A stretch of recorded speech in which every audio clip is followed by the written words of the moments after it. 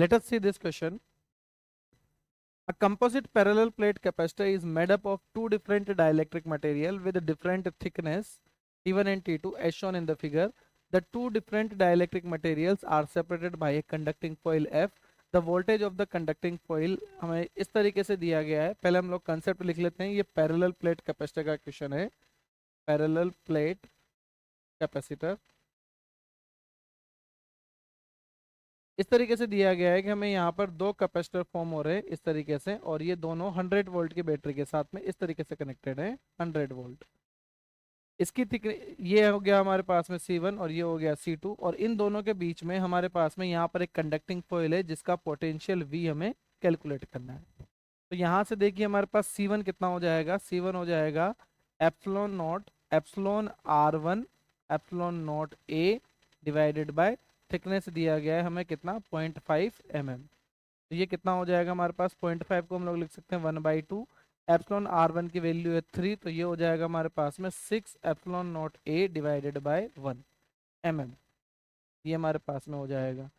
T2 कितना हो जाएगा हमारे पास में epsilon R2 epsilon not A divided by 1 mm. तो एप्सिलॉन R की वैल्यू है हमारे पास में 4, तो ये हो जाएगा हमारे पास में 4 epsilon not A divided by 1 mm. ये हो जाएगा हमारे पास में. अब देखिए यहाँ पर हमारे पास दो पोटेंशियल आ रहे होंगे. इसको मैं दोबारा बना देता हूँ यहाँ पर थोड़ा रीअरेंज करके. यहाँ पर हमारे पास 100 वोल्ट की बैटरी है. एक कैपेसिटेंस है हमारे पास में C1 और एक कैपेसिटेंस है हमारे पास में C2, और यहाँ का पोटेंशियल हमें निकालना है. ये पोटेंशियल V हमें निकालना है. तो इसका पोटेंशियल हो जाएगा हमारे पास में V1 और इसका पोटेंशियल हो जाएगा V. अगर इसको हम लोग ग्राउंडेड मान ले तो ये भी हो जाएगा ग्राउंडेड.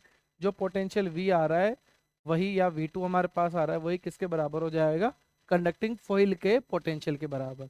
अगर यहाँ पे वोल्टेज डिस्ट्रीब्यूशन लगाएं तो V इज इक्वल टू हो जाएगा हमारे पास में 100 into C1 divided by C1 plus C2. तो C1 हमारे पास था कितना 6 epsilon not A divided by 1, और C2 हमारे पास था 4 epsilon not A divided by 1. तो यहाँ से अगर हम लोग पोटेंशियल निकालना चाहें तो 100 इंटू C1 है 6 epsilon not A divided by 1, और C1 प्लस C2 हो जाएगा हमारे पास में 10 epsilon not A divided by 1. 1 से 1 कट जाएगा, एप्सिलॉन नॉट A कट गया.